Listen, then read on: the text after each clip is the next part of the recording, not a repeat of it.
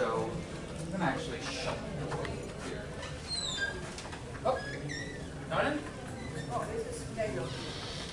That's All right, so again, the initial material may be kind of basic for some of you, but it's a brief refresher course. Because a lot of people, when they have a problem, and somebody like the previous gentleman tells them to go to their elected official, they frequently go to the wrong ones. So I'm going to start with a brief overview of the different levels of government we have here in New York City. And I'm going to begin with the one that everyone thinks of the most, which is the federal government.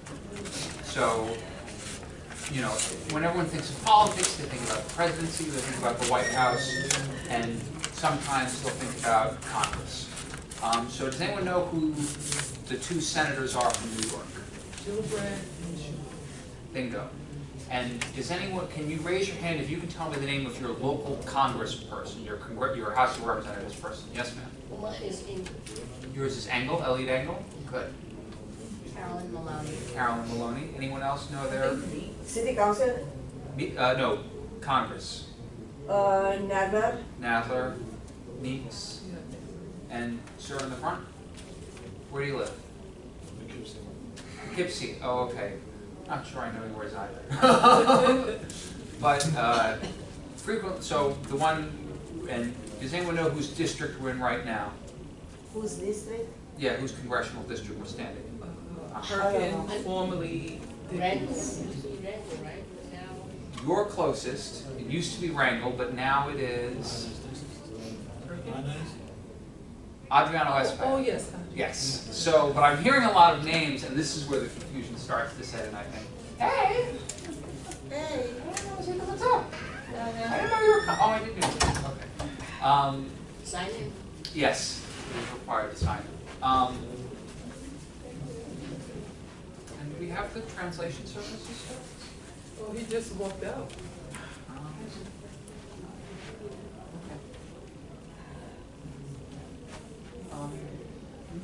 Check them out.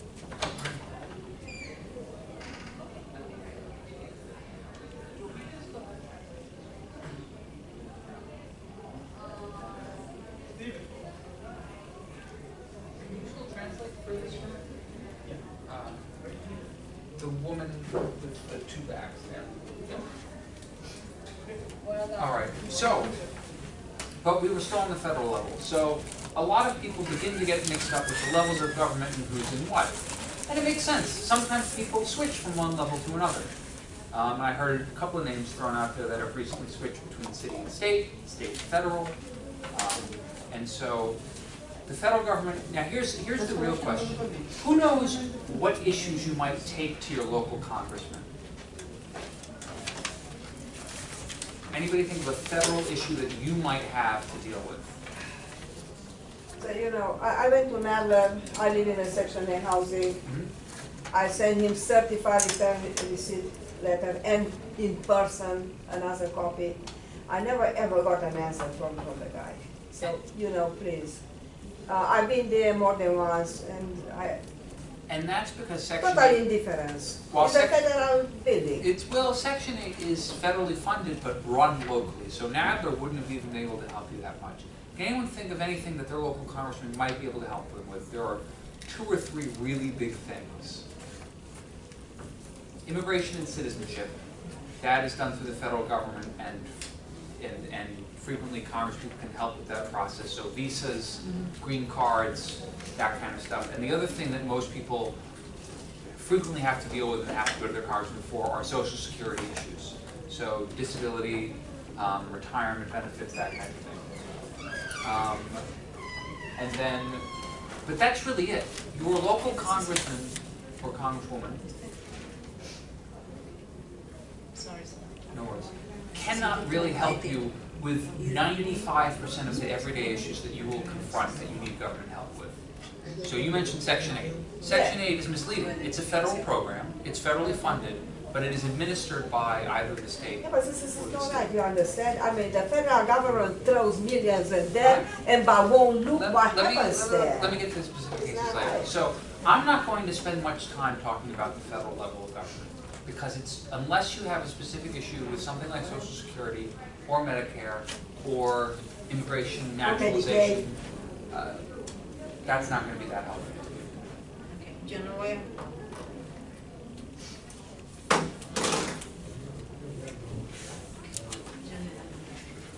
Good? Okay. So let's move on to the next level of government below that, the state government. Vamos a hablar sobre el próximo nivel de gobierno, que es el nivel del Estado. And who knows where the capital of New York State is? ¿Quién sabe el Capitolio del Estado? Albany. It is Albany. Albany. And so in Albany, we have two levels of two levels of the legislature, right? The legislature passes El laws. Capitolio, nosotros tenemos dos niveles. We have the lower house, which is called the Assembly, Tenemos and la there casa are más abajo que se over llama Asamblea, 150 members of the Assembly. y hay más de 150 And miembros de esa Cámara. Can anyone name their current state assembly member? Si algunos de ustedes saben Raise your hand. su asamblea Hasty. actual. Saunders? Son Dan dos. Ford. What was it? Dan Ford. Jan Ford on the east side. And you probably, Es para allá, ¿no? no. Where do you live on the west side? Zip code 10024. Give me a street. Linda Rosenthal. Street, yeah, Helen Rosenthal is Linda Rosenthal, probably. No, Linda Rosenthal is lower, up is Helen Rosenthal. Más para arriba es. Up is Danny O'Donnell. Para arriba State es, Assembly. Helen Rosenthal is the city. Oh, so Linda Rosenthal Is state. or Daniel, What street do you live on? 87th Street. You're in Linda Rosenthal's district. Linda Rosenthal, they never comes there, the community center. Ella nunca viene a Well, we're currently in Inez Dickens State Assembly District, formerly Keith Wright's Assembly District. How do you online tell you exactly, you put your address and tell you what, can you have a website? There is a website for that, I can pull it up here. I don't know if this is on. It is, great.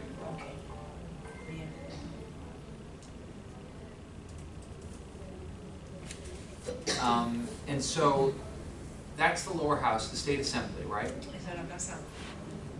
There's a second house. Who knows what the second house of the state legislature is? Bingo, Senate. Who can name their senators? Yes, I only know one, Ruth Hassel Thompson. Ruth Hassel Thompson. I think she is still in the Senate. Yes, yep. she is. Comrie.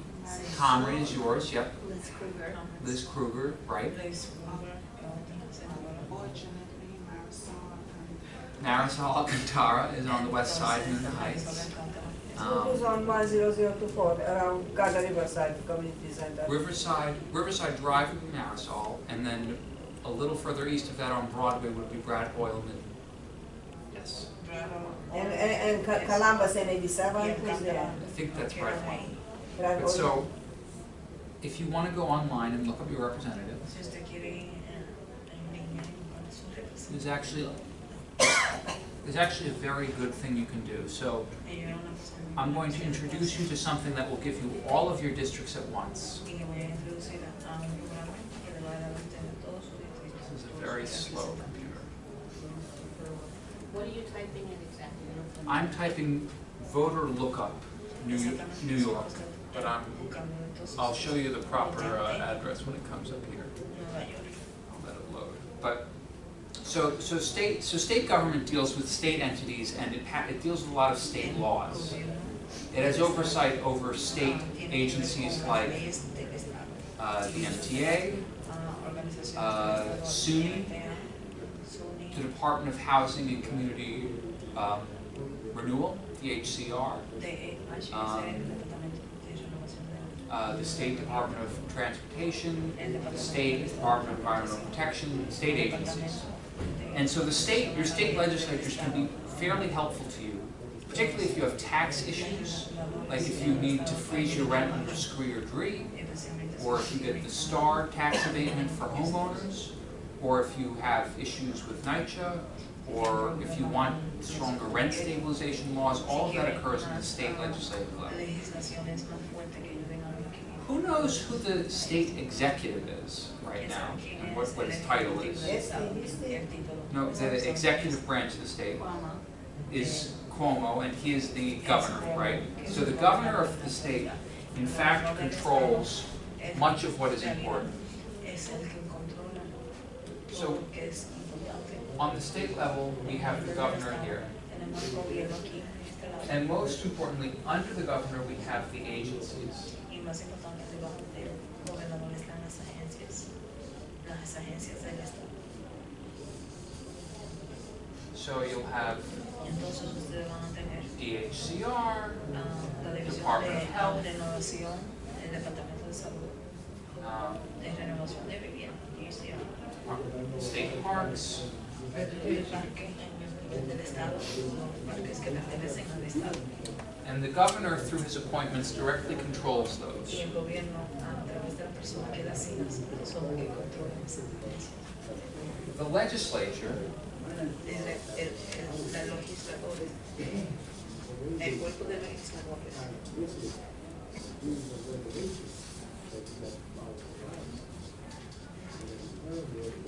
can pass laws son los que someten las leyes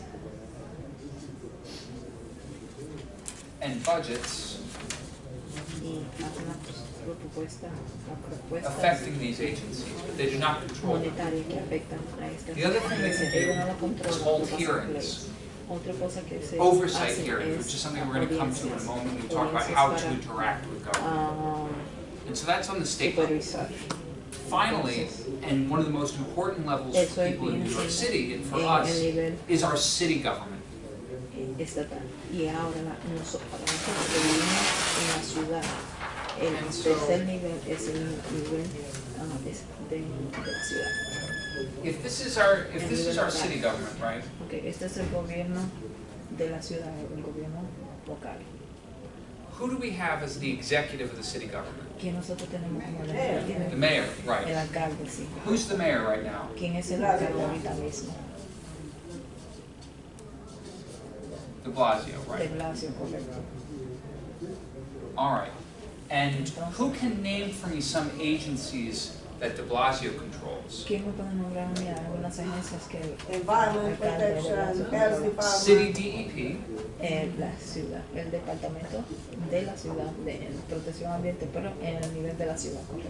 and you mentioned the health department, which the city, I believe, is Department of Health and Mental Hygiene. Que el departamento de salud que para la ciudad tiene el nombre de Bingo. Now Departamento we're de Salud getting y now we're Mental. getting into some really fun ones. Department of Buildings, Okay, muy And these up estamos until the end entrando of en lo this que week, son bien Board of interesantes, Education. departamento de Board of edificios, Education, right? la Junta de Educación, Department bueno, of Education. DOE, right?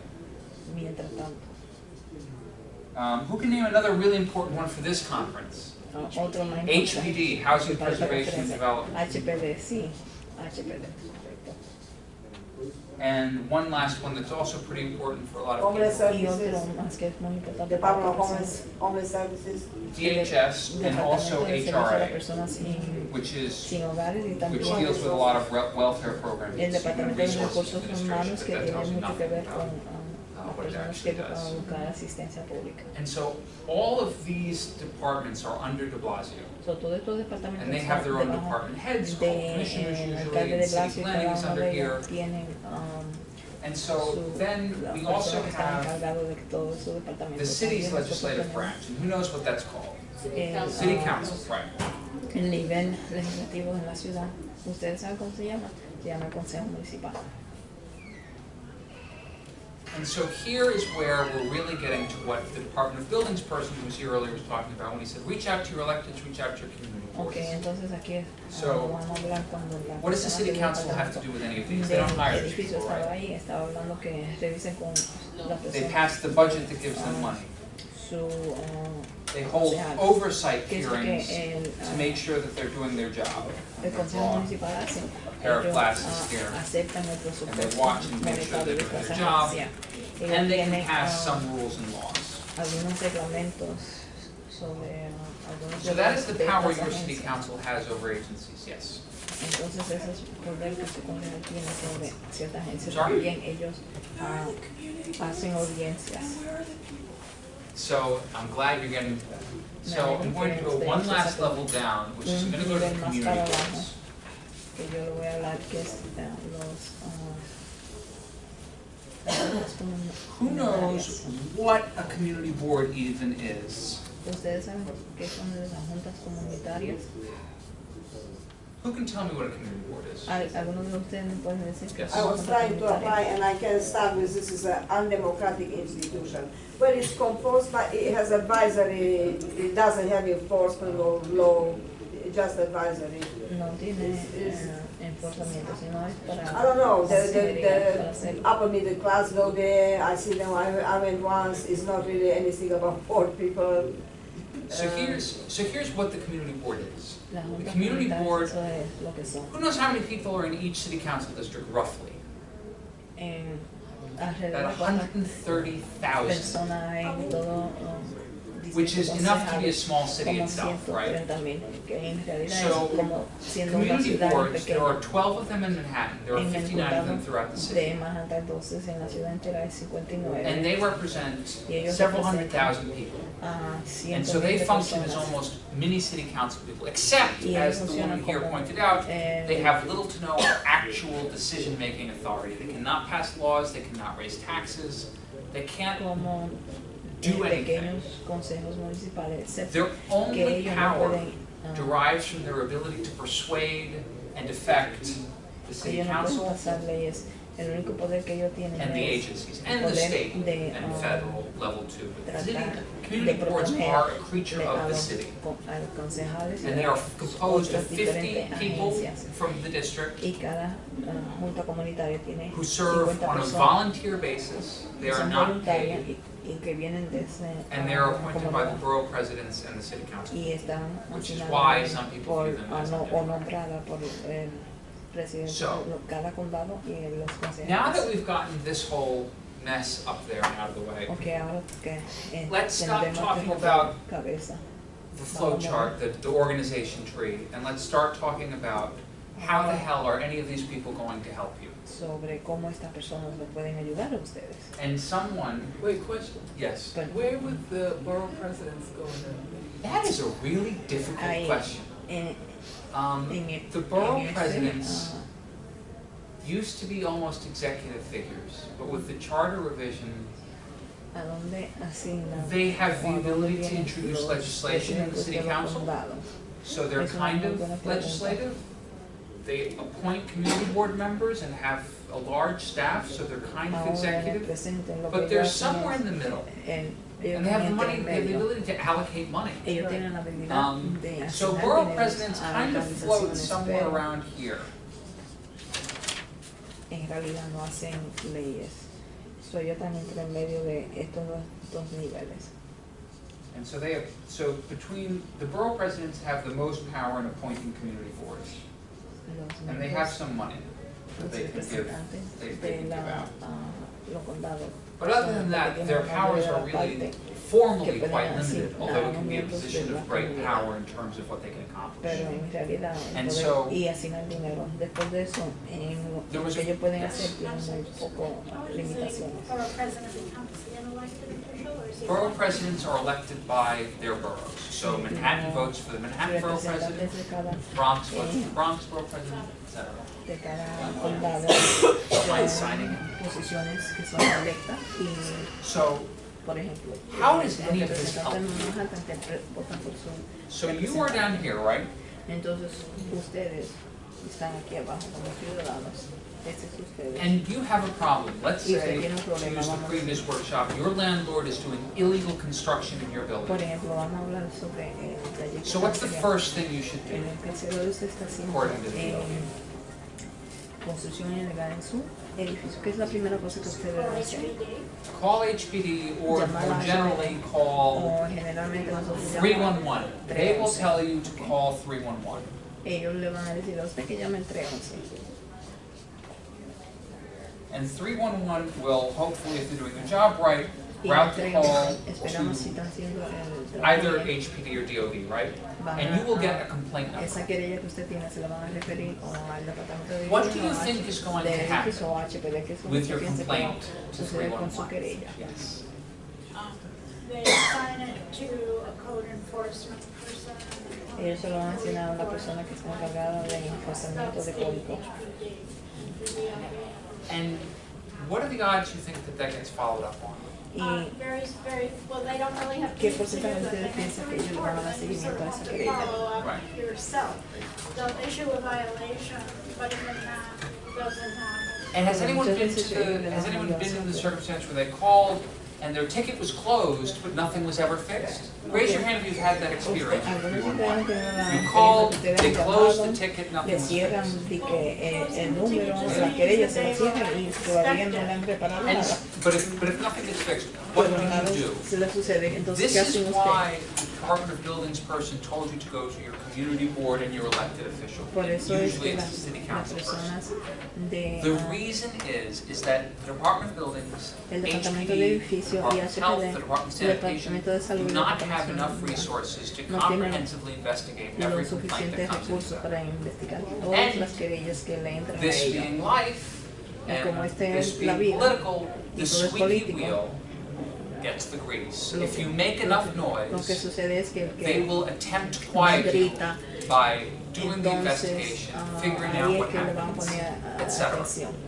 Si So usted grita mucho y se they queja will tell, bastante, so that's entonces why the ahí es DOE a person donde said, ellos take van your a ir, lo complaint van number, a investigar. go to your community board and go to your Entonces city lo que council. nosotros le sugerimos a usted que They el have no número de authority querellas to que do ellos te anything. dan, usted le va a la Alone. junta, They have no authority to Okay. do anything. a la junta But comunitaria, what they usted se can lo do lleva ahí is para que they ellos se can lo follow lleven up. They can a call otra HPD persona. and say, hey, yes, Aunque you know, la there was persona de this la complaint junta of illegal comunitaria no construction tiene going autoridad, on pero at ellos sí le pueden dar 33, seguimiento a 33 la querella Broadway, que usted to tiene. use an example. Not that they do that at 33 Broadway necessarily.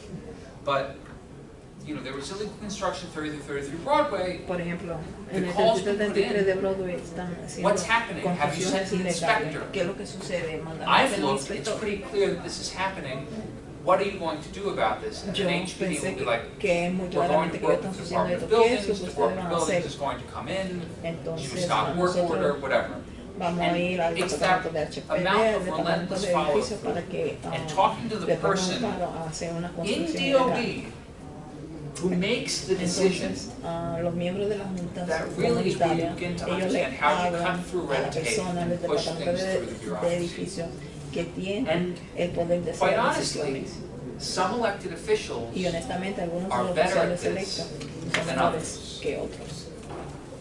Elected officials will Algunos frequently oficiales, have staff or Electos departments tienen called un constituent services. What is a constituent? departamento donde ellos dicen servicio al Exactly, us, the cliente, people who live in servicio their a la district are persona de constituents. Constituent services de job su vecindario. is purely to make sure that all of these agencies and departments Y el trabajo de esa follow up on what persona they're supposed está to do for supuesto a the hacer, constituents. asegurarse To make que sure todas estas that agencias en realidad están if cumpliendo there con is las illegal querellas construction, it que gets reported tienen to DOB and DOB las cracks down. personas que viven If en someone's su getting harassed distrito. out of their apartment, that HPD intervenes. If there's not maintenance Si being hay, done, HPD intervenes, etc. si en un apartamento están If, haciendo if there is an issue with construcción drugs, ilegal, and tenants are entonces el complaining about departamento drugs de in the edificios building, está to make sujeto sure a that the su precinct, the NYPD, follows up. si hay problemas And con el, I'm o going el to, crimen I'm going to speak suficiente very alto highly. I'm going to give an en example of somebody with el very distrito good de ellos que constituent vayan al services departamento de policía, Which que is son Gail Brewer. necesarios, se dicen que on the Upper encima West del Side. trabajo que tienen que hacer. So Gail Brewer on the Upper West Side was famous for having enormously efficient and responsive constituent services. Le voy a decir, la And que era concejal que era Prudence, It ella is a tenía miracle that she was effective as she is, and she became borough president, and also has, I think, very good constituent services now. If anyone's ever dealt with Rosalba Rodriguez, who was the housing person for Gail Brewer, you know, it was very, was it good? She was very bad to us. Yeah. Rosalba, Yeah. she took Rosalba, she's Rosalba Viceroso. Yeah, Forget about it. good? It was very bad. I Oh, don't bad. know. Only for some is good, so I don't know that she was bad. Can I turn this off? Or? So, the effectiveness is in how well they can chase down your problem and follow through. So you're here, right? You're one person, you make a call to 311, you call your elected official starts chasing the problem. What if it's a big enough problem that your local councilman can't help? What if anyone's in an HDFC, what if the city's trying to foreclose on your building for unpaid taxes or water bills?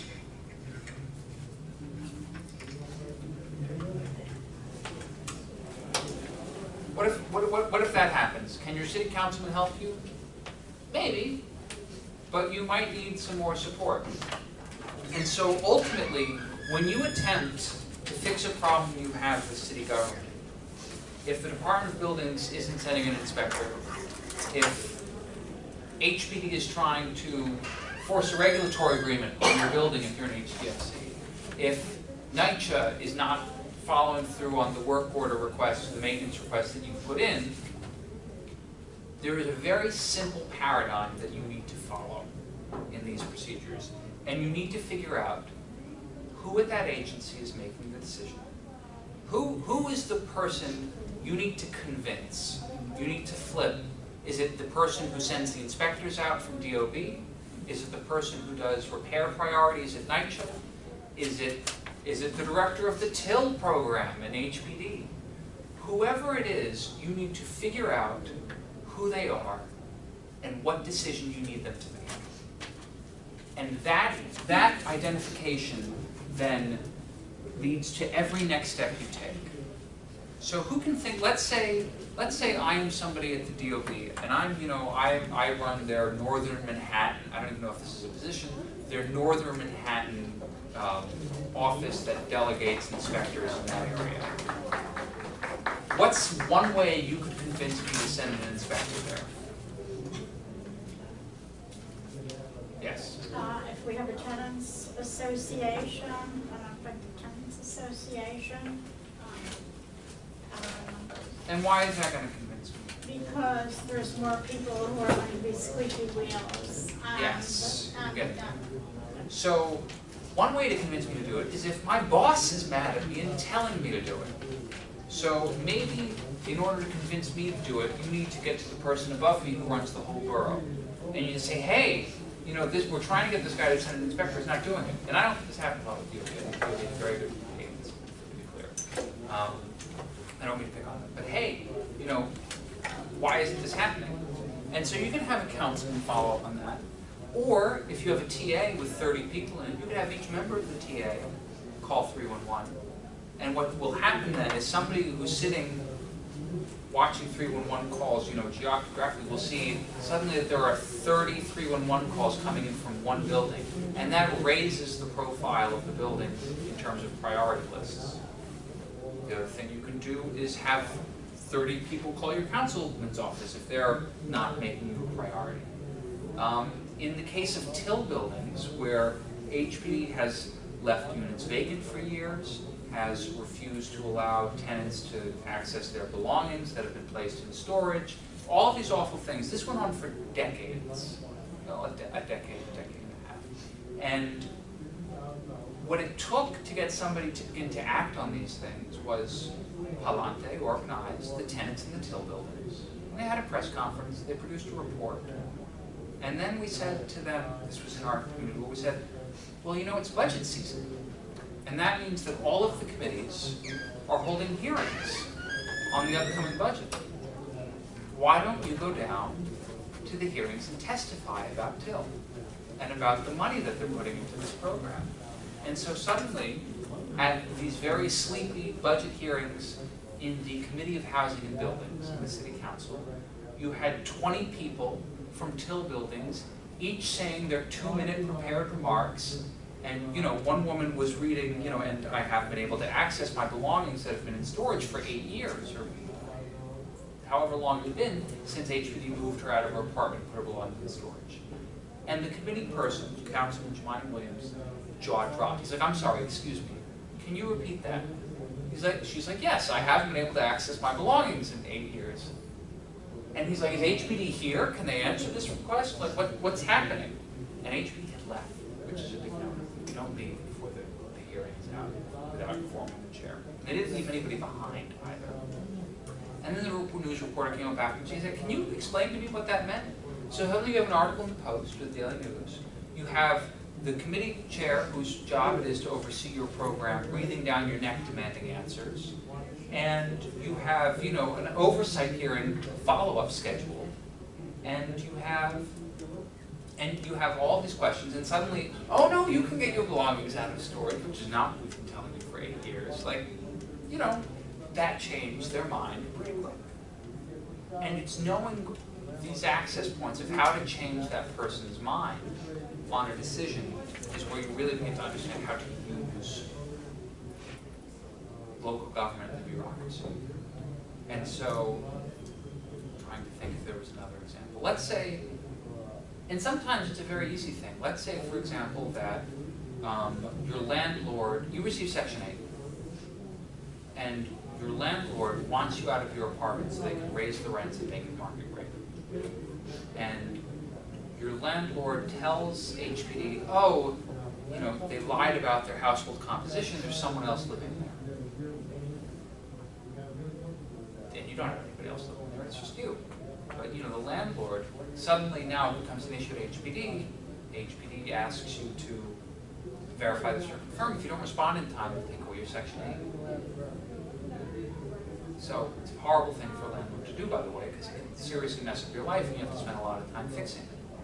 And so sometimes what it will take is a simple call from somebody like the councilman's office or an advocacy group saying, hey, you know, Ms. Deputy Director or whatever of the program at HPD, this is what really happened. The landlord's lying. We can back it up. Could you please, you know, could you please make a note of this? We'll schedule an informal hearing. We'll get this fixed. And sometimes that's all it takes is a well-placed phone call to somebody who makes the decision and who can make it go away.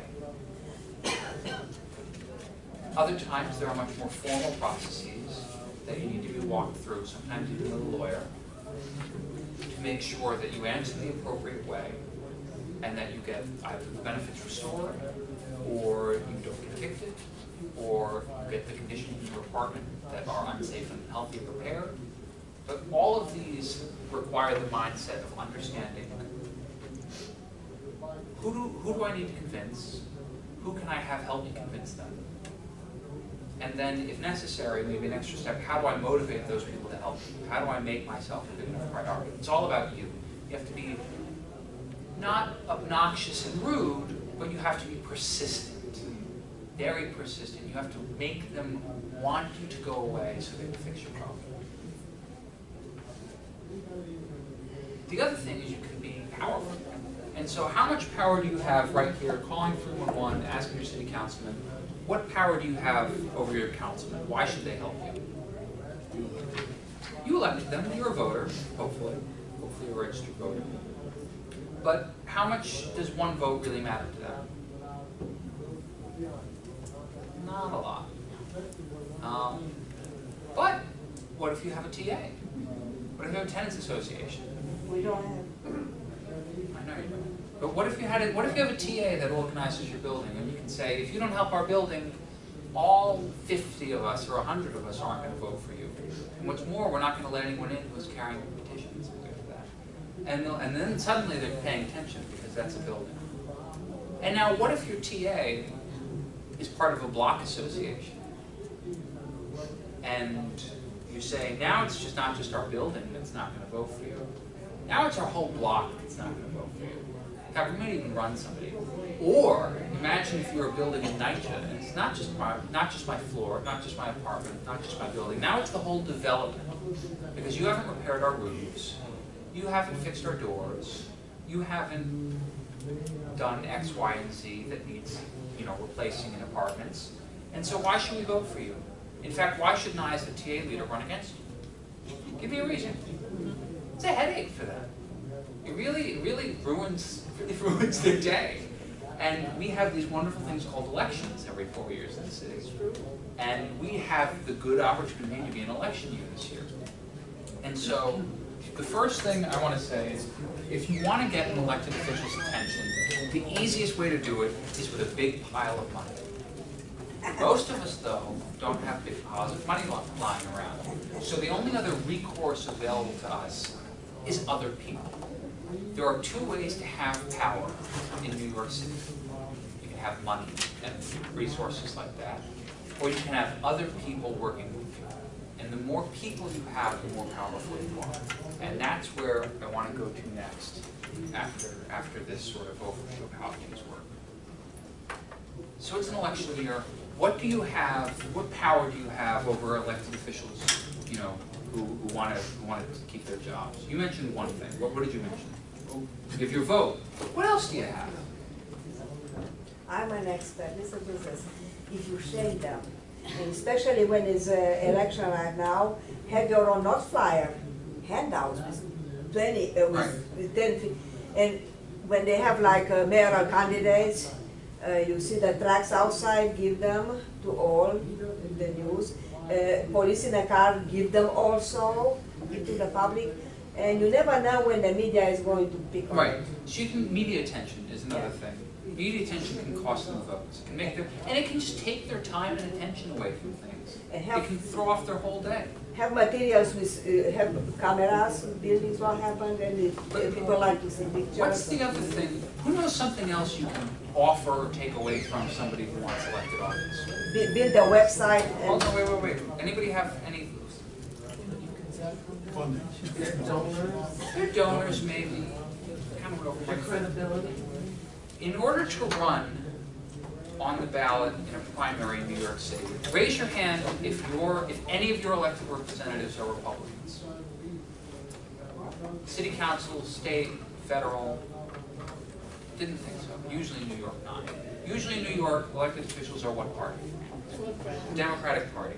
So in order to get on the ballot, if they want to run as a Democrat, they need signatures from registered Democrats. If they, for council, it's either 450 or 500 signatures to have to run for it. And that's a lot of work. It's a pain in the neck to get that many signatures. Which is why, you know, Democratic clubs, which exist and which do a lot of the signature gathering work, they pay attention to, because that's free labor. That's work that you're doing on their behalf. And so if you have somebody, let's say you have a bright young person, and you know they have all the right ideals, they want to do all the right things, and you're like, okay, I'll help your campaign because I believe in you, I'll make you city council. And then so you go and you knock on doors for them, you get petition signatures for them to get on the ballot, and you work, and you knock doors, and you fight, and you do events, and in the end they get elected. All is good, right? Maybe they do a great job. Maybe you have a really awesome council person, they do a lot for you, and you're happy with them. Maybe they don't do much for you. Maybe they forgot who got them there, or maybe they feel that if you didn't give money, then you didn't really help them, even if you were doing all the work. And so 4 years later, you're faced with a choice. What conversation would you have with a councilman or a councilwoman who let you down and wants your support again to run?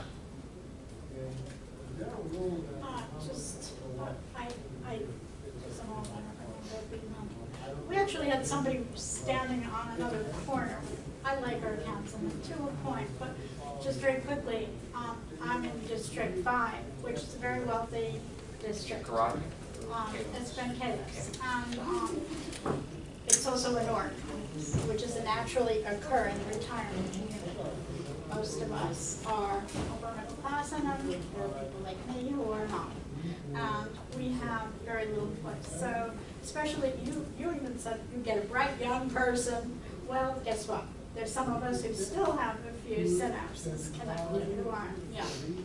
I'm not saying bright, but we had somebody standing on the other corner, next to the people who are,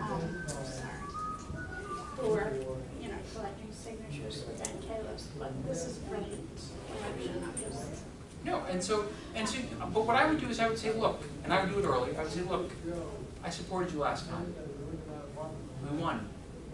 Where were you for me when my landlord was doing illegal construction? Where were you for me when my HPD was trying to cancel my Section 8? Where were you for me when, when they were trying to take away my building because I'm in an HDFC? Where were you for me? Where were you for me at these times? What did your office do? What did constituent services do for me? And if the answer is not much, you have two options. You can make a wish list, and you can say, if you want my support, and you want my 10 other people that I bring with me support, you got to do these things, which I have done. Or you can say, I can't support you anymore, and I'm going to have to support this other guy, or this other woman, or, I'm going to have to work for somebody else because you didn't do your job and you're refusing to hear me now. And I learned a new phrase the other day, which would really ruin their day. Let's just put it that way. It would really mess up their stuff. I'm like, I need that for. No, well, I'm being recorded, so I don't want to say that. Okay? But that's the kind of power. But really, again, it only matters if you're organized. It only matters if you can not only be little old me in apartment 2D, but you can carry your building, or you can carry your block, or or if you can make 50 people show up to an oversight hearing in the city council and stretch it out from like 3 hours to 10, which Alante did, by the way. And there are these venues where you can make yourself powerful, and you can annoy powerful people so that they will want to give you what you want and make you go away. Which is kind of how the city runs, ultimately. Very little is accomplished by simply going through the motion. You have to really know what you want to do what you want. You got to hire lawyers. Or if you have the resources, People who can do it, to then MLS. And in certain situations, you really just have to hire lawyers. If you're in housing court, get a lawyer. Go to MLS. Hopefully, we'll get tenants' right to counsel where you will be given a lawyer if you can't afford one. But Or during renovation, you need a lawyer. Landlord's supposed to compensate you and does not. yes, You have a lawyer, it makes a difference. lawyers can really ruin somebody's day. That is true. They can create headaches. But if there are many situations where you don't need a lawyer, where a well-placed phone call from a well-placed person to the person who makes the decision can make it go your way. And then you don't have to go through all of that headache of litigating it out in the courts and filing motions and waiting and having adjournments and rescheduled hearings. So, and sometimes that's the only way to go. Absolutely.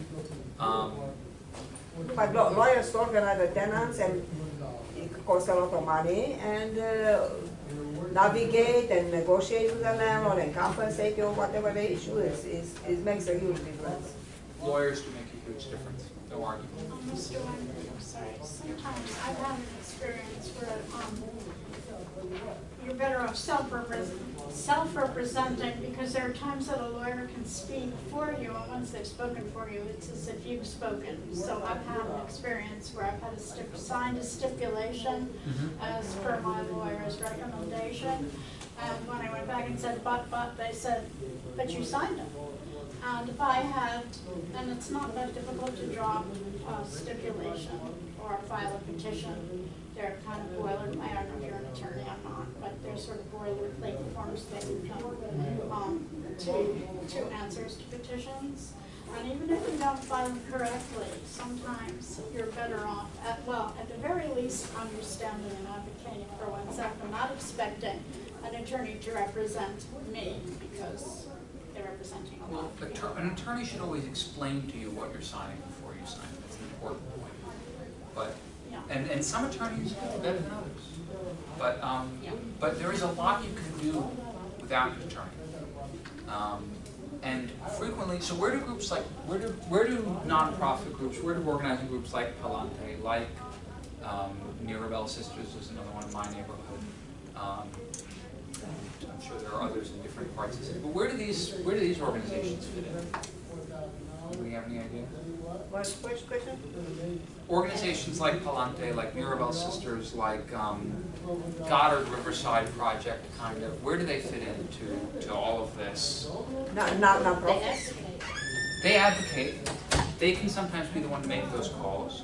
They can be reservoirs of specific knowledge. So if they have a lot of these cases, like Section 8 being taken away, they know the person in the office. They can call and say, hey, it's me, John. Here's what the situation is. Can you help me with this? Can you just get this out of the way? There's a lot to do. We really don't want to be dealing with this. They have those relationships where they can lobby the person making the decision to make it your way. So, do you have a question?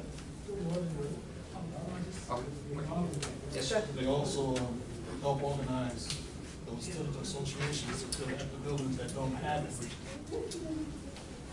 Yeah. Yes.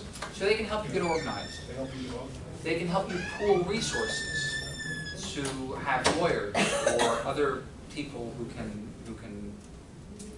assist you with specific knowledge or skill sets. frequently, for example, I'm going to use a different but related example, not just housing, but construction, development, zoning. So if you're a neighborhood and your current zoning allows developers to put up 40-story luxury towers with no affordable housing, you might want a rezoning. And you might want to get one that has contextual height limits and maybe a little bit more density, so you can get mandatory inclusionary housing, affordable housing, and anything that's built. And guess who 9 times out of 10 will be responsible for that? Stay set up. Nope. Nope, not City council? Yeah, a little bit, but not really. It's Department another. of Economic Preservation. Nope. It's in one that's not up here. Construction and Department of City planning. Planning. Department of City planning is the one that makes recommendations on rezonings and on other things having to do with zoning. So if you've got really bad zoning in your neighborhood and you don't want 40-story luxury towers going up, and you maybe want a height limit of 18 stories, which is still a lot, it's still dense, don't let anybody tell you you're opposing development if you want to limit it to 18 stories. So that's how they do it, and you see this and read about it. So, again, Gail Brewer. Gail Brewer was the rail councilwoman who could do both constituent services and legislative stuff and be very creative in her district. Gail Brewer, the Upper West Side, at the time when she was councilwoman, had an influx of chain stores, banks, pharmacies. Dwayne Reed, Chase Bank, and Dunkin' Donuts on every corner. I'm exaggerating slightly, but only slightly. So again, influx of banks and then Banks, drugstores, drugstores. and Dunkin' Donuts. And what did this do? It jacked up the rents for every other store. And so Gail Brewer did something that I don't think anyone else had ever done. She did a rezoning, and in the rezoning, she added language limiting the size of store frontage on certain streets and avenues. So it prevented big chains from taking up enormous storefronts for banks and Dwayne Reed and others. It was very smart. It's not, you can't do everything through the zoning code, but she figured that one out. And so what that did is it prevented these large, kind of chain stores from opening on certain avenues and blocks, although the existing ones had to be grandfathered in, unfortunately. And that was really smart. And it was a smart way of doing it. So zoning, but let's say DCP, they don't actually care about your neighborhood. They don't want to rezone it, because guess what? They have to devote staff, they have to have one of their urban planners do a lot of work on it, they have to talk to their council about it, and it just takes resources, and they don't have it, because they're supposed to be doing East Harlem and Inwood right now, because that's where they can get a lot of affordable housing. And you're not a priority, I'm sorry. Well, guess what? It turns out you can hire your own lawyers and city planners, and you can submit your own stuff if you want to rezone. Now, the catch is that costs a lot of money, but if you organize and you have a nonprofit set up and you go building a building and you get money, and maybe you get some money thrown in the pot from the borough president or your city councilman or your state, whoever, not as much money to throw around, you can pay for your own study and submit your own proposal, and then they have to vote on it up or down. Or you can really try to rattle the chains at DCP by having your council people bug them and your borough president bug them, and you can call their offices nonstop and really annoy the hell out of them and see if you can get some attention. Do they really, I'm dealing with this situation and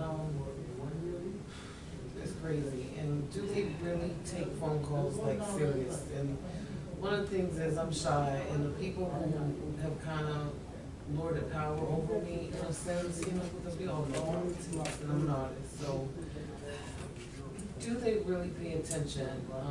Because my story is, I won't say names, but I actually have like close acquaintances with people in politics, and the ball being dropped, and like you said, like getting names for people to get elected. So I've gone to public advocate's office. I've interacted with constituent services. I've interacted long distance, and then I try to say, am I dropping the ball? How do I handle it?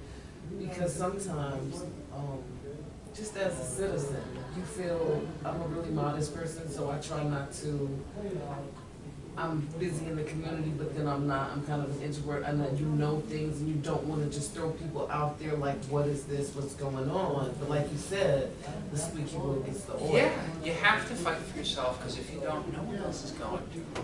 And what's more is it's generally a bad idea to go to a fight alone. And so you gotta bring And your that's crew. why I'm You here, gotta like, bring your crew. to learn how to get support, Yeah. like, But- from other people who, Right, so, so if you're facing this thing where you want your neighborhood rezoned, because otherwise it's gonna become skyscraper city, and once they start going up, then the existing landlords are gonna start to try to push out their tenants so they can sell their buildings to be torn down and new stuff go up, etc.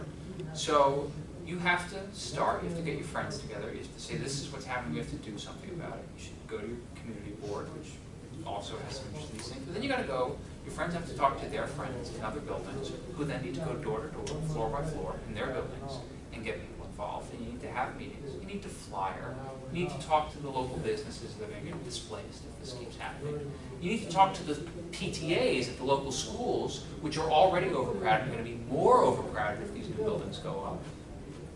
And they have power, because they know a lot of other parents. And eventually, and then you need to have a list of 500 to 1,000 people who are really upset about this, and you have to bring it to your council person, and then get on your side, and start advocating for those resources to be brought, to bear on the issue. Or get creative and find some other way to have the rezoning done. So it's all about power and numbers, very frequently. Don't just make yourself, like, I'm going to go as one person to this person's office and they will do it for me. They'll help. it doesn't work They'll like try. that. Thank Yeah, you. sometimes it does, but it But doesn't it's always. not that the impact to solve the actual bigger problem. You're so right.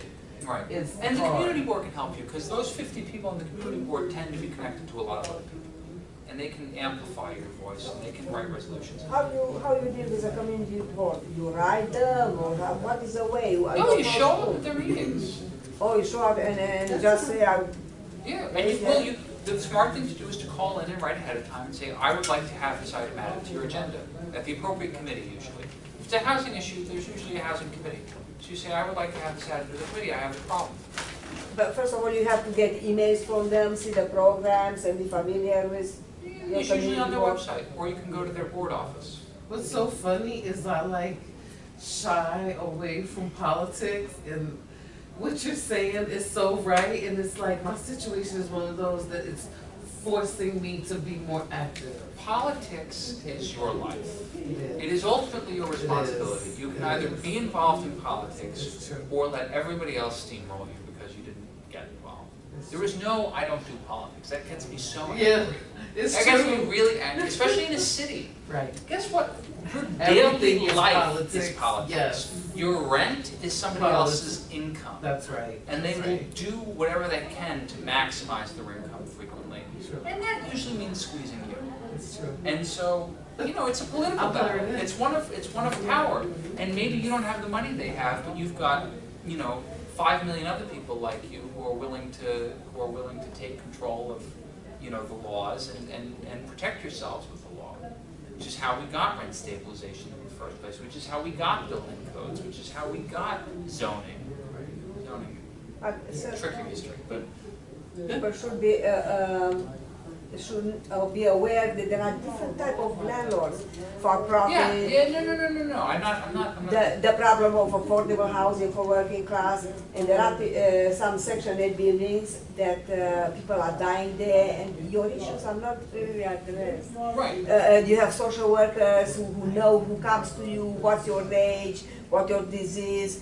They go into your room, and people get very sick, and then things disappear in medical records, and they do everything they want, and nobody listens to you because you are fixed income, and they really get away with. And I don't see that certain specific issue for this type of housing addressed.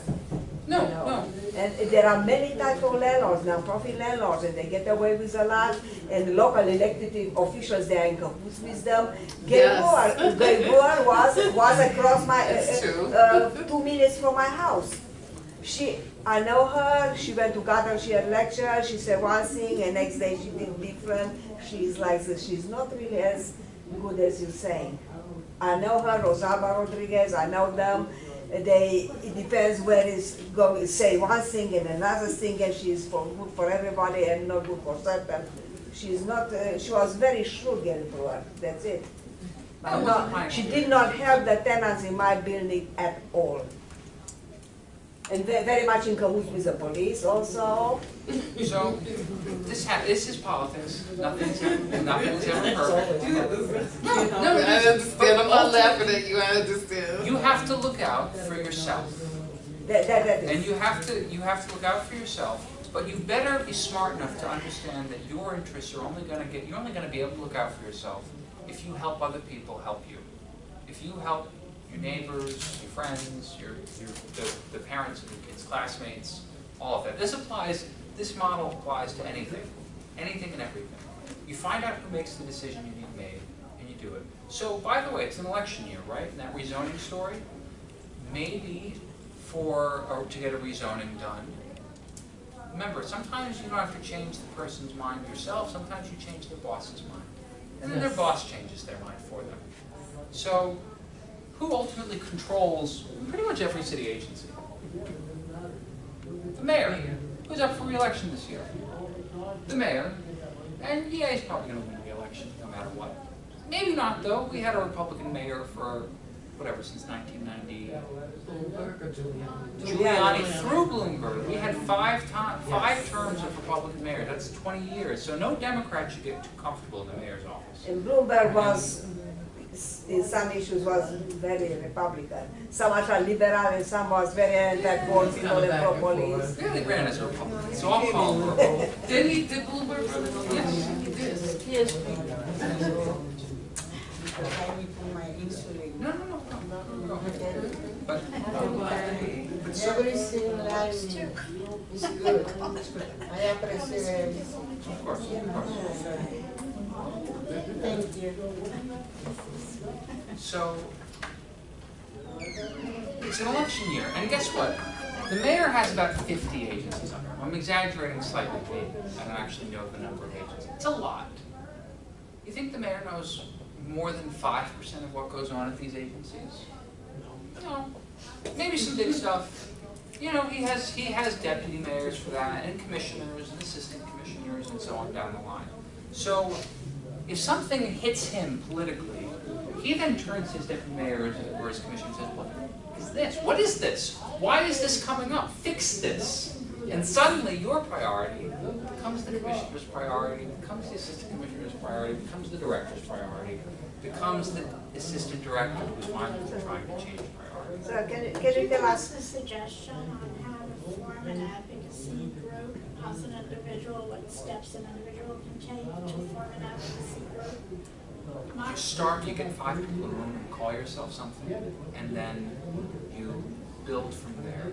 You build from people you know, or you hand out flyers on the street and collect contact information, you set up a table and do it, or you go door to door. Can you just set up a table, like say, you're on 8th Avenue, 7th Avenue, and can you just say, this is an issue, and set up a table? Yes, you And are get allowed people- to set up a table and distribute literature as a matter of First Amendment rights as long as you're not endangering public safety. So, that incidentally also applies to booksellers. It's considered a First Amendment right. But that's part of being a civically engaged person.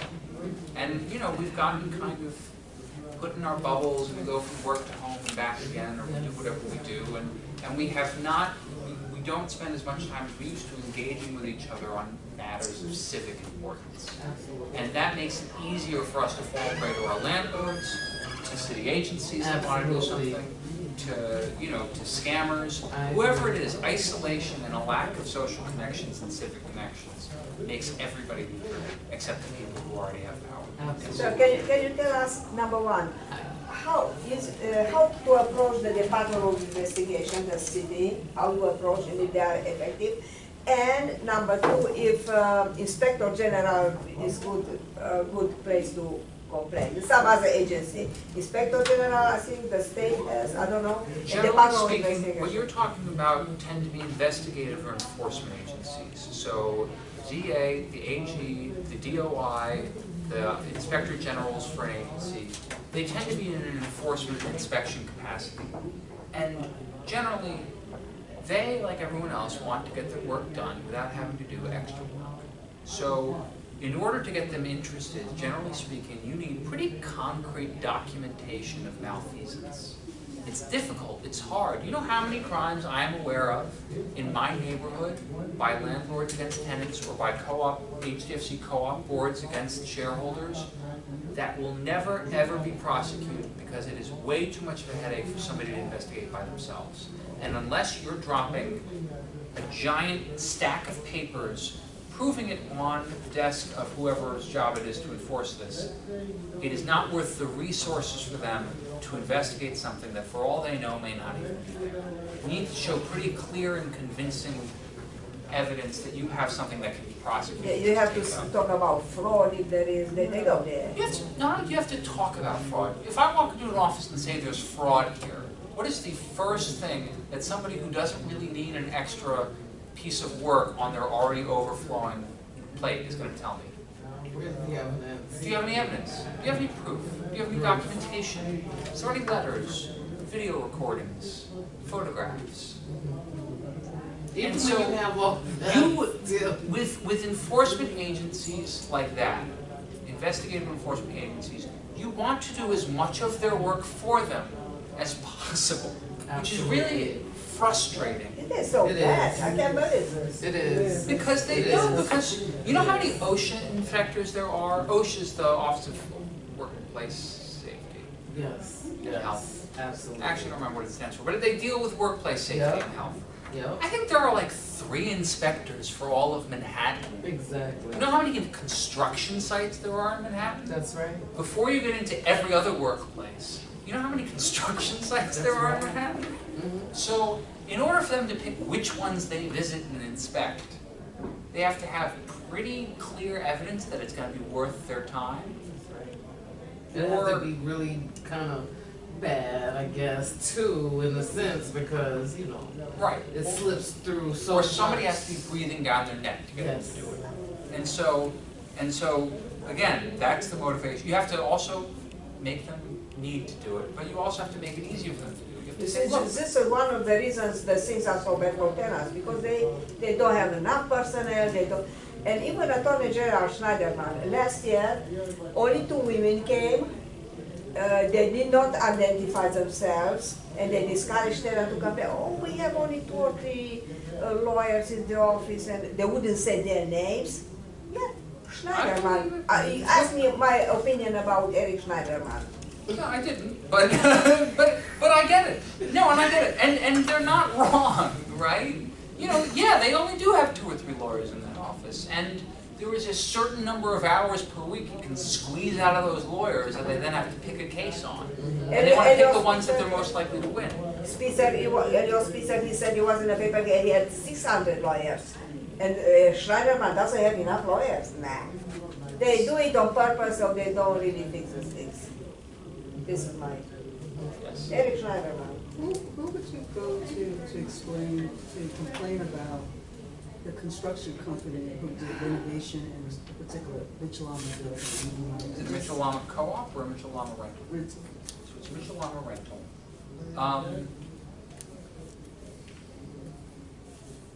Generally speaking, you wouldn't complain about the construction company. You would complain about specific instances of violations of codes or rules or things. And actually that becomes the landlord's problem in many ways. The city will turn to the landlord and say, you need to stop doing whatever it is that you're doing. And I don't care if it's your contractor or your subcontractor, or what who's doing it. They need to stop. And those companies can rack up violations on their own, but generally the line between tenant and contractor, subcontractor is not that direct. But if the tenants want to complain about the conditions and the problems and what they were subject to during construction, and they want to make DOB or HPD is the answer. DOB? Department of Buildings, Okay. which deals with things like construction violations, things where the building itself, its plumbing, its electricity, the dust, the structural integrity is unsafe. Or HPD, in the related but separate category of things where the living conditions are not safe or appropriate. There's mold, the lights don't work, the DOB, if the egress or ingress, if you can't get into your apartment. There was some horrible thing where literally the landlord ripped out the stairs. This is not an elevator building, ripped out the stairs and will walk up and told the tenants they would have to enter and exit through the fire escape. Well, I think I remember a case like that. So- reading about something like So, that. egress, A couple of weeks ago. egress, fire safety, health, noise, and something else related to construction or DOB, and then general living conditions are HPD. The line can be fuzzy, but they will helpfully redirect you to the other if you know you're not at the right place. How about like housing discrimination? Like how would you? I believe that would be the Human Rights Commission. And AG, they have Yeah, office AG. there, housing discrimination. So there are sometimes overlapping circles of enforcement. There could be a state level and a city level. Isn't there a human rights commission here? Yes. Okay. Yeah. That's good to know. And they've been doing a lot of work recently on source of income discrimination, for example. It is illegal for your landlord to reject you as a tenant solely because you have a Section 8 voucher, and it's also illegal for them to refuse to accept your voucher. Are Section 8 vouchers still available? And what you mean available? Let me take a I moment. just wanna Let me know. take a moment to answer that very, very complicated Yeah, question. that's what I think. If you need a Section 8 voucher, you will most likely have to go on a waiting list. But HPD somehow magically can tell buildings that, oh yes, we will load you up with debt before we make you a co-op, and your maintenance will be really high, but don't worry, we will give you a Section 8 voucher for your maintenance. Oh, I'm sorry, tenant interim lease buildings, so they're on their way, they're city-owned buildings that are on their way to becoming affordable cooperatives. But now the city wants to load them up with debt before they become a co-op, because the city doesn't want to have to pay to repair them before they become co-ops. And so the debt then, tenants who become shareholders would have to repay over time through higher maintenance costs, rent. And so, and you know, the rent could be as high as $2,500 to $3,000 in supposedly affordable apartment that you own. And HPD says, don't worry, we'll give you a Section 8 voucher. While they are busy telling all the homeless families in the city there are no Section 8 vouchers. So I have no idea whether or not there are still Section 8 vouchers available. That is an iffy subject because one time I was in a Excuse me, situation. where would you apply for Section 8? HPD. And so Section 8 is confusing because that's federal money that gets routed through the system down to a city agency. So Section 8 is federal. I mean, the feds cut Section 8 funding, we heard. But it's administered, you know, the actual work in New York is done by the city HPD. Can you tell me if this association for tenancy is good, whatever that is called NAC, National Alliance of Hunt Tenants? This is especially private building Section 8. No? And I'm not familiar with it. No. So I can't tell you yes or no. What about like housing discrimination in terms of like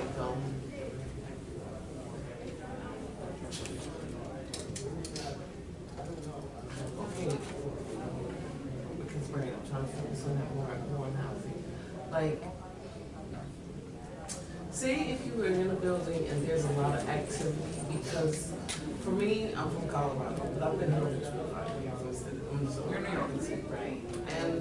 But in my community, it's sort of like you're an outsider. You're the reason why you puppies or whatever you know with the you know what I'm saying. You are why all this regentrification is happening in a sense, right? Kind of people are exploiting people who are looking for housing, charging them enormous amounts of money for a room. The person in the apartment isn't the actual tenant. Person really supposed to be on the list, but this person is in the apartment, not like a squatter, but something weird, sublessor. If But you're a they're tenant, charging you a lot of money, and you're. so that I generally, especially if you're rent stabilized, which is a lot of apartments in New York, you are not permitted to arbitrage your apartment. You're not permitted to rent your apartment for $1,000 a month and then sublet it for $1,800.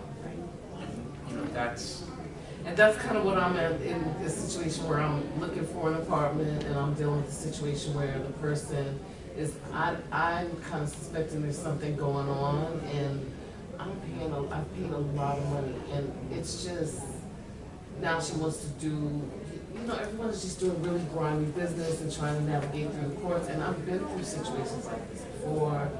People taking advantage of the housing situation, people who will pay, and just kind of robbing you and just toss you when they can. It keeps you pillar to post, trying to find where.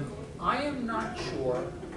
There is a separate workshop on how to find affordable housing, you said? Right, I signed up for it. I signed up. But the vagaries of exploitation by tenants of sublessors in rent-stabilized apartments.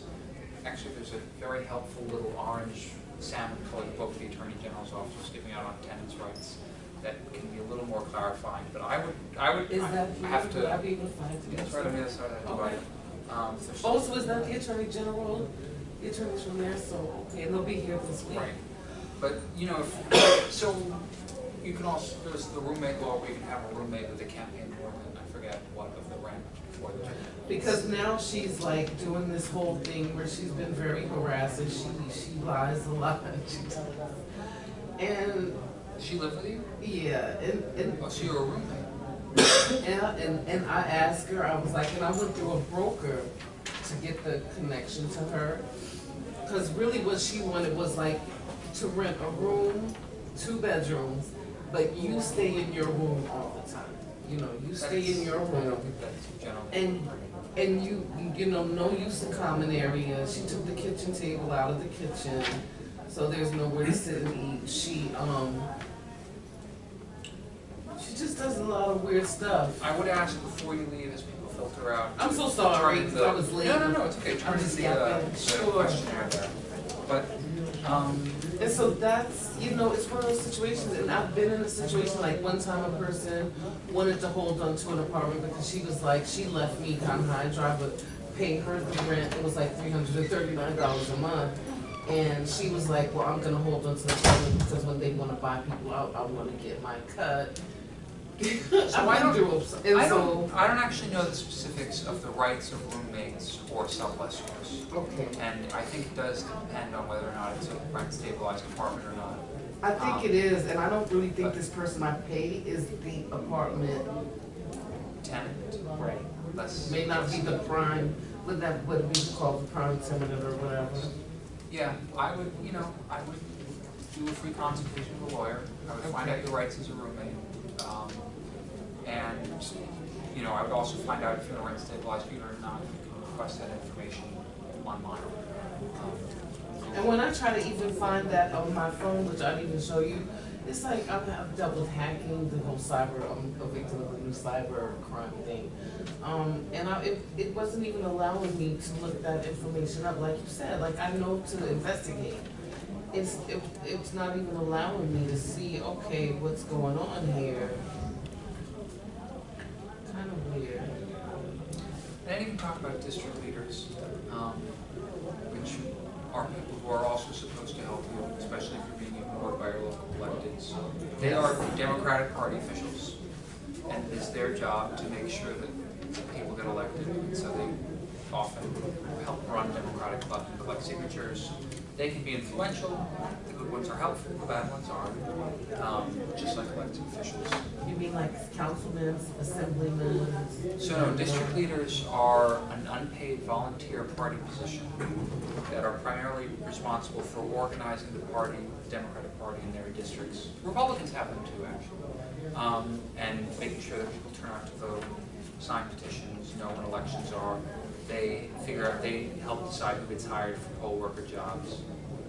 And the good ones, if there's a constituent problem, will make sure that it gets taken care of by the elected.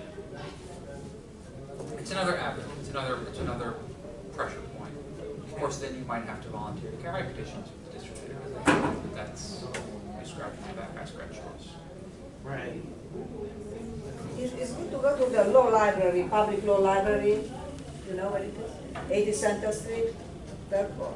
And go LexisNexis and do search on your landlord or contractors or even whatever politics. This is something, it's a good thing to do that. I have never thought of that. I didn't Yeah. know that there was a public law. And you find all kind of weaknesses and you can, how you address things. And they did something wrong before and was sued before. Um, 80 Center Street. But are there any other specific questions about organizing and fixing problems with government, bureaucracy, red tape? Was this helpful? It's helpful, but it depends on the tenants. Many are too old and have disabilities, and some buildings is very, very difficult. And they have this National Alliance of Hot Tenants. They have somebody at Garden Riverside Bell House, but she's not very friendly to the other satellite buildings, and I'm the only one. Are you a tenant of Goddard River? Yeah, one of their buildings. Ah. And they have somebody, he comes here and they went to Left Forum, Geraldine Collins, National Alliance of Hot Tenants. And they, after this conference, next week they have annual conference in Washington DC. Go and see what you see. NAC, National Alliance of Hot Tenants. So this is for Section 8 private buildings. You should go and see. How you get it? There's some mysterious, some kind of pictures. And I would look at it. There are plenty of news. Yeah, there are a lot. I'm so sorry to interrupt. If my mom is visiting, I don't have to count her. How many people live with you? It's only myself, the roommate, and her daughter. Yes. My mom is just visiting, so I would just say 2 other people. Yes. Just say 2. How many people live with you? 2? You Because she also makes a fuss about my mom visiting me for support, which my mom stays with me in my room all the time. So I'm always like, Yeah, no, I don't know the specifics on roommate rights. And it can be difficult, I think, to figure out what your rights are as a roommate, especially if you're not on the lease. That could be a key deciding factor. oh, absolutely. Absolutely, yeah. But any other questions, follow-ups? I'm going to give you my email. Awesome. Who I am again.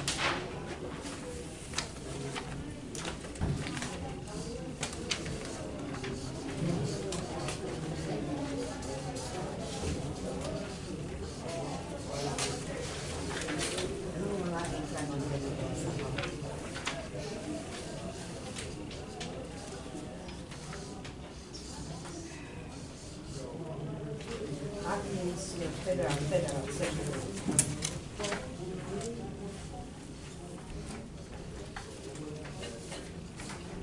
This was no. Can you sign in? You got the first one? That's you? Okay.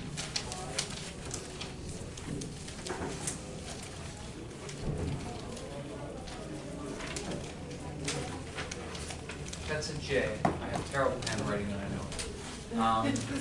I've seen worse lawyers.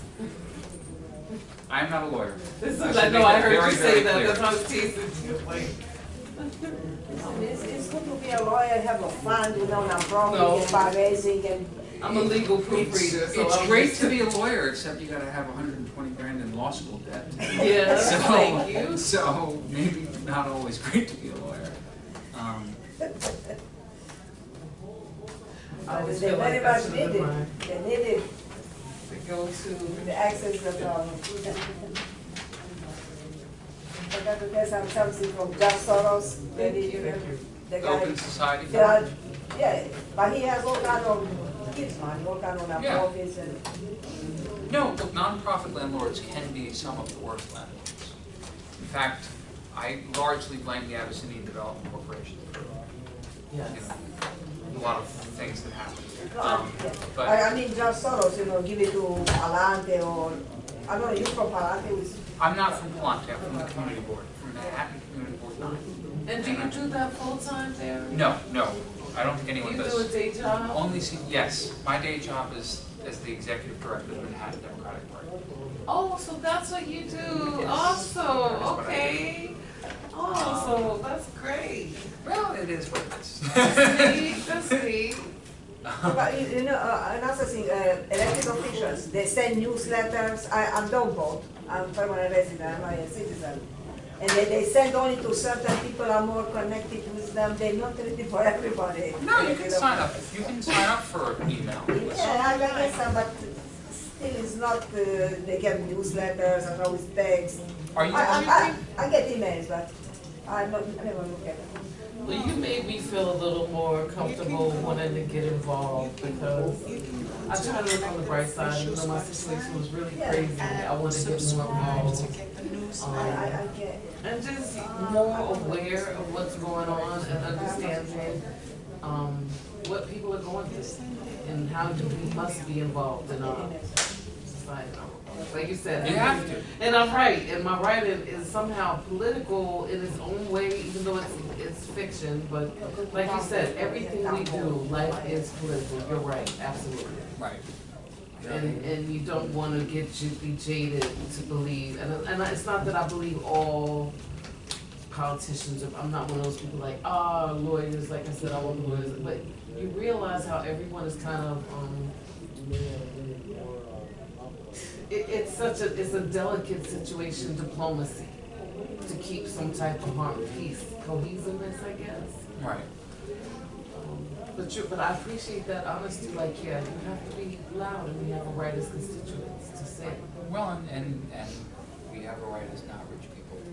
Speaking for myself, Absolutely, that's me. To organize with other. That's me. With other not rich people. Thank you for And, putting you know, there was a great comic, and I tried to find a presentation recently where it was some guy sitting on a bunch of pile of bags of money and looking scared because there was a tower of people who raised, you know, people up to his eye level in height and said, you know, you don't want to pay attention to me, you have to pay attention to us.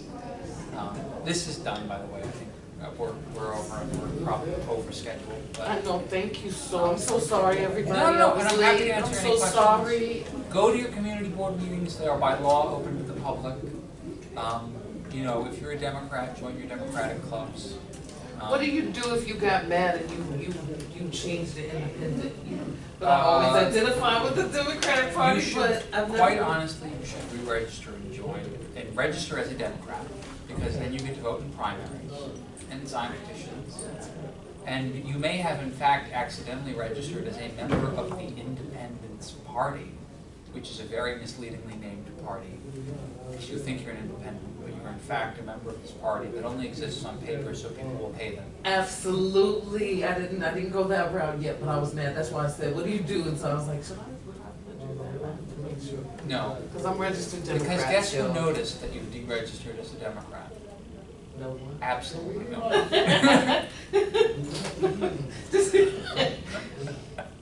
Right? You didn't hurt anybody. Don't make me but laugh. Just yourself. some angry citizen just pissed Right. off. No. Okay, you Democrat, remember Holy Man, you mentioned it, about 2 years ago, you know the conference, West Side Tenants, end of October, they have a conference on the West Side, they have law school on 60th Street, from Fordham, yeah.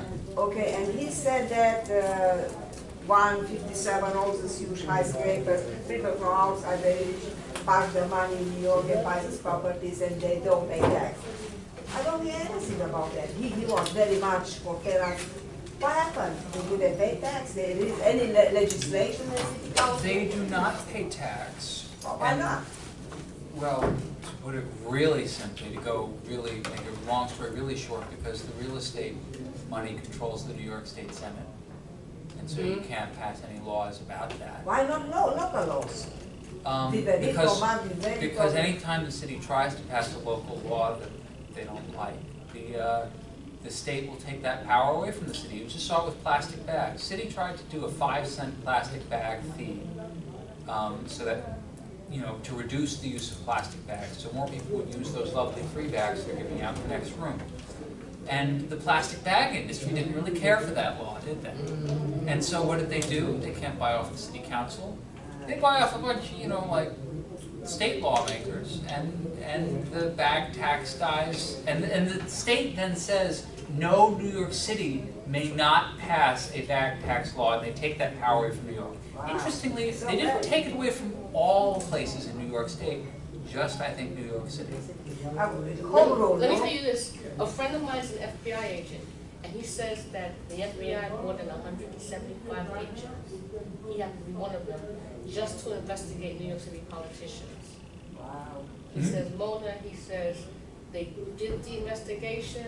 He says if we had arrested everyone, New York would have been government, we were not able to find one clean politician in New York, and then the FBI pulled out after like a 3-year investigation. It was too large for them. It's like And New York Puerto would have been Rico. government, they could not find one clean politician in New York City.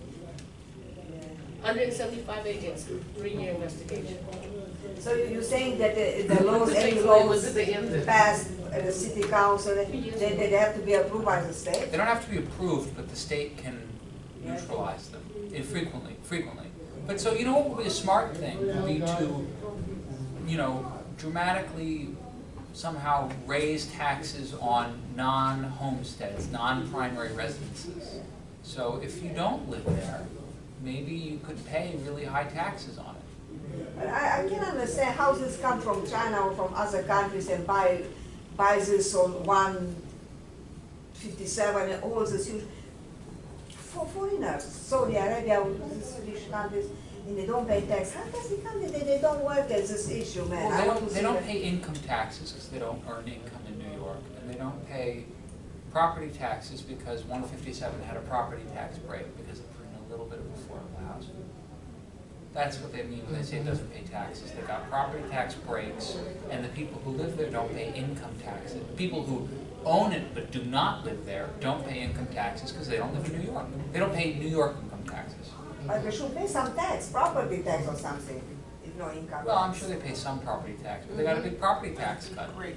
Oh, But that's the break. different. And how long is the break, 20 years or how? I think so, yeah. 20 years, Yeah, but there's no deal, man, really. probably. No So I deal. want to make an announcement, but I want to record it.